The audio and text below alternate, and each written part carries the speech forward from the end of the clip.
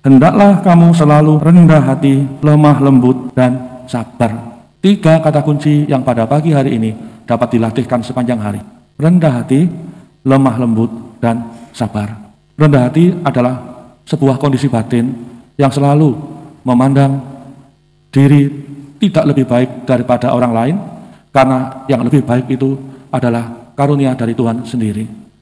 Dalam kerendah hatian itu, maka ucapan, tindakan, dan semua perilaku hidup yang lemah lembut menampakkan diri sikap batin yang bertobat.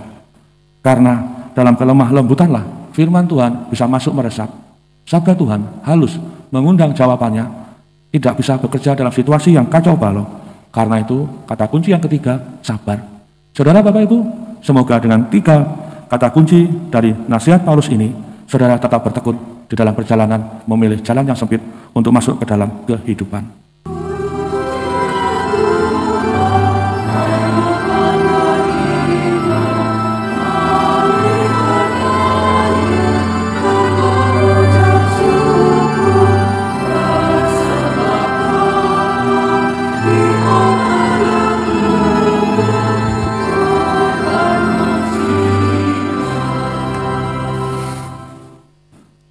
Dalam nama Bapa dan Putra dan Roh Kudus, amin. Kasih karunia dan rahmat dari Tuhan kita Yesus Kristus selalu bersamamu. Hari ini kita rayakan Pesta Santo Matius, Rasul dan Pengarang Injil.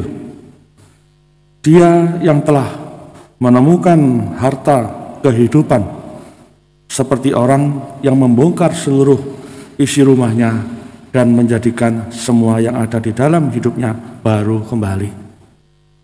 Matius dalam akhir tulisannya mengatakan, "Pergilah, jadikanlah semua bangsa muridku dan baptislah mereka. Ajarlah mereka melakukan segala sesuatu yang telah kuperintahkan kepadamu." Sabda Tuhan. Dalam ketatan atas sabda ini, mari kita memulai perayaan pada pagi hari ini dengan pernyataan taubat.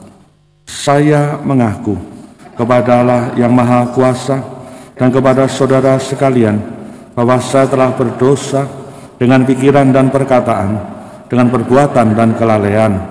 Saya berdosa, saya sungguh berdosa. Oleh sebab itu saya mohon kepada Santa Perawan Maria, kepada para malaikat dan orang kudus, dan kepada saudara sekalian, supaya mendoakan saya pada Allah Tuhan kita. Semoga Allah yang Maha Kuasa mengasihani kita, mengampuni dosa kita, dan mengantar kita ke hidup yang kekal. Tuhan kasihanilah kami. Kristus kasihanilah kami. Tuhan kasihanilah kami. Marilah berdoa.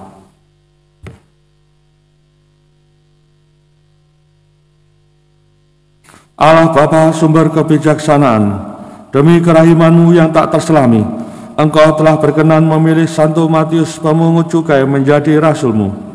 Semoga dengan pertolongan teladan dan doanya, kami Kau perkenankan mengikuti Engkau dan berpegang teguh padamu. Demi Yesus Kristus Putra-Mu Tuhan dan pengantara kami, yang hidup dan berkuasa bersama dengan Dikau dan Roh Kudus, Allah sepanjang segala masa.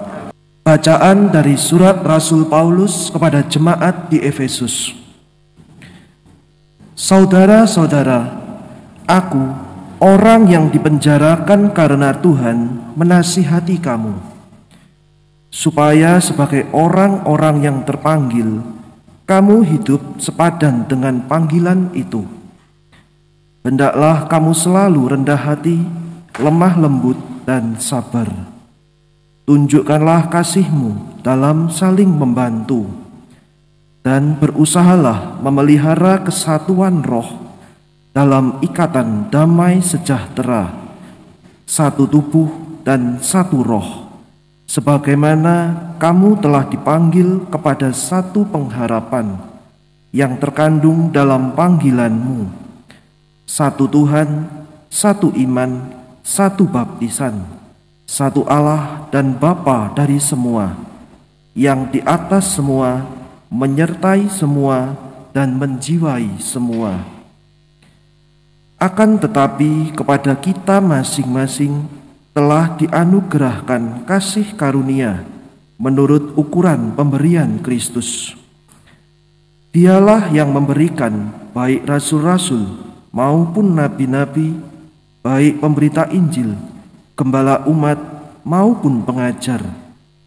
Semuanya itu untuk memperlengkapi orang-orang kudus bagi tugas pelayanan demi pembangunan tubuh Kristus. Dengan demikian akhirnya kita semua mencapai kesatuan iman dan pengetahuan yang benar tentang anak Allah, kedewasaan penuh dan tingkat pertumbuhan yang sesuai dengan kepenuhan Kristus.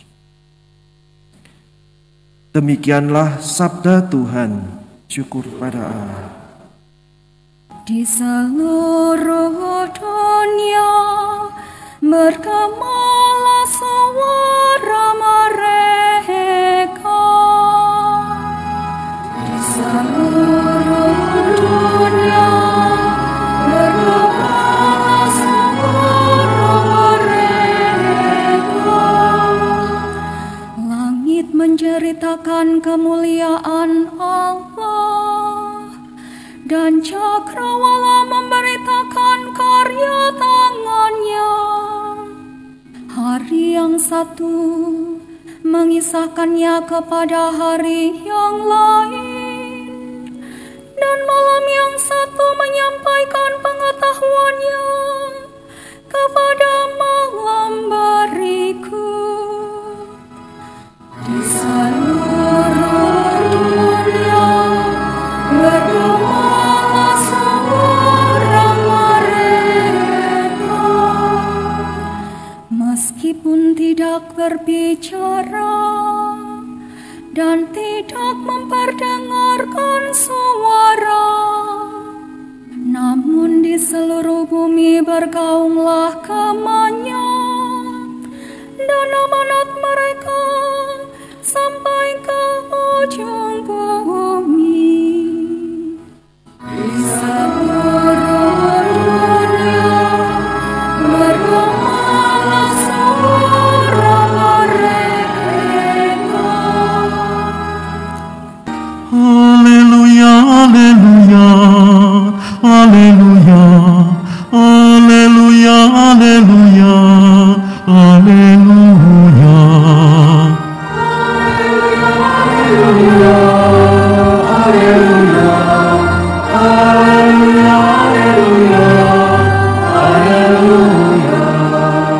Allah Tuhan kami, Engkau kami puji dan kami muliakan. Kepadamu paduan suara para rasul bersyukur ya Tuhan. Haleluya, haleluya, haleluya, haleluya, haleluya, haleluya. Tuhan bersamamu. Inilah Injil suci menurut Matius.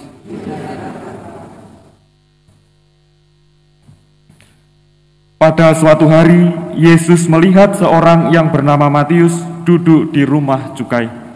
Yesus berkata kepadanya, "Ikutlah aku." Maka berdirilah Matius lalu mengikuti dia. Kemudian ketika Yesus makan di rumah Matius, datanglah banyak pemungut cukai dan orang berdosa makan bersama-sama dengan dia dan murid-muridnya. Melihat itu, berkatalah orang-orang Farisi kepada murid-murid Yesus, "Mengapa gurumu makan bersama dengan pemungut cukai dan orang berdosa?" Yesus mendengarnya dan berkata, "Bukan orang sehat yang memerlukan tabib, melainkan orang sakit. Maka pergilah dan pelajarilah arti firman ini. Yang kukehendaki ialah belas kasihan dan bukan persembahan. Karena aku datang bukan untuk memanggil orang benar, melainkan orang berdosa." Demikianlah sabda Tuhan. Romo, para suster, Bapak Ibu Bruder, kisah Matius hari ini adalah kisah yang juga mungkin dialami oleh saudara-saudari semuanya.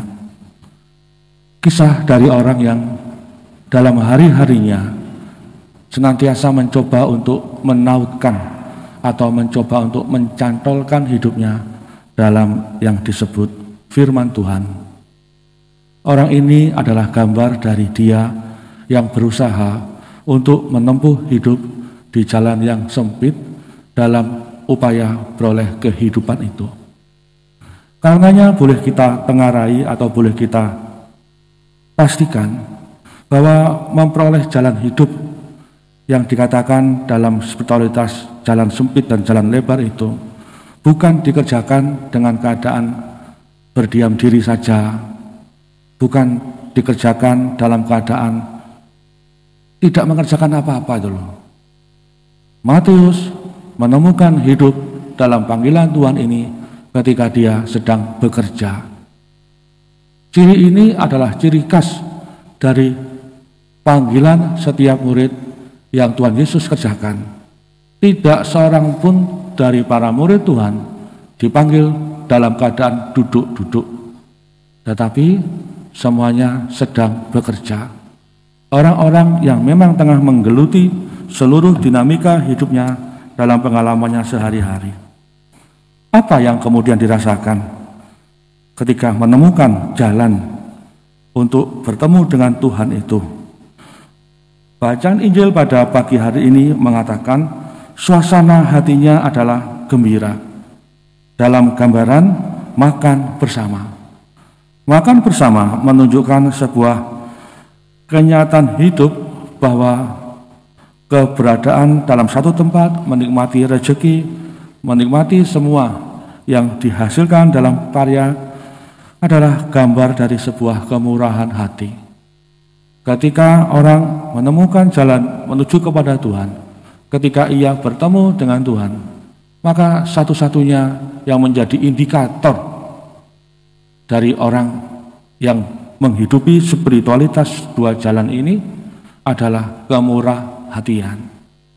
Suster, saudara-saudari, Bapak Ibu, murah hati adalah gambar dari dia yang boleh merasakan hidup di dalam Tuhan yang juga murah hati itu loh.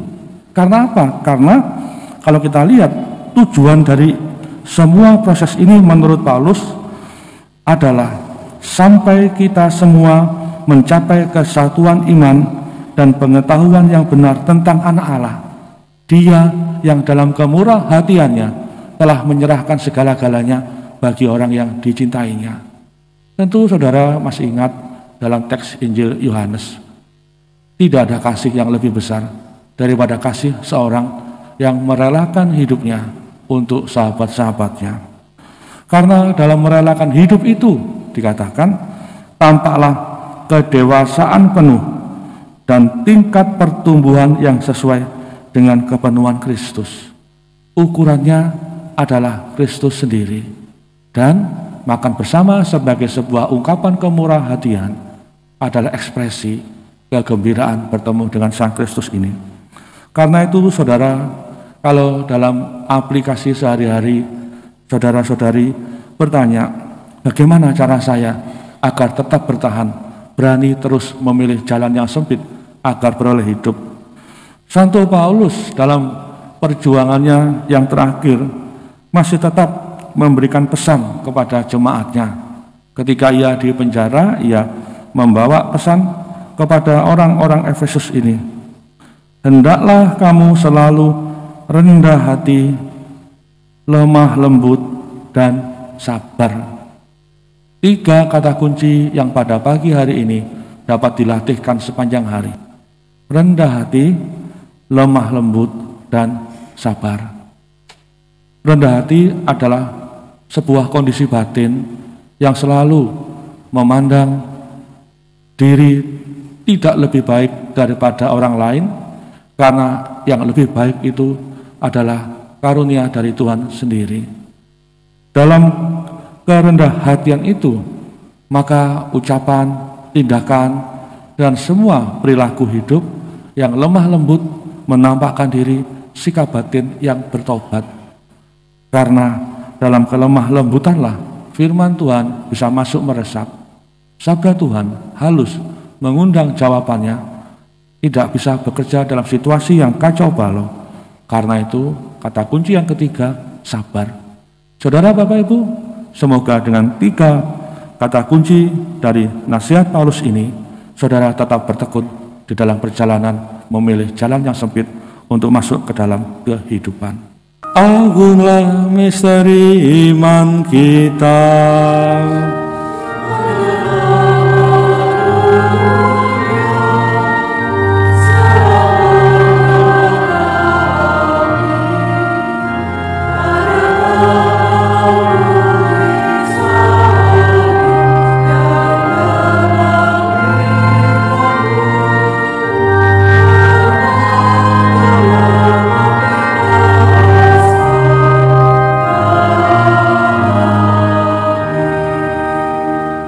Aku datang bukan untuk memanggil orang-orang benar, melainkan orang-orang berdosa, sabda Tuhan.